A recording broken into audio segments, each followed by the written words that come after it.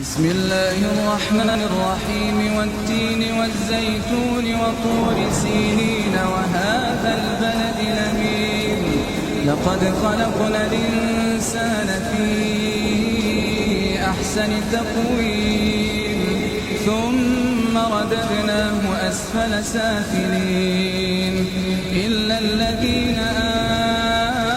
آمنوا وعملوا الصالحات فلهم أجر غير ممنون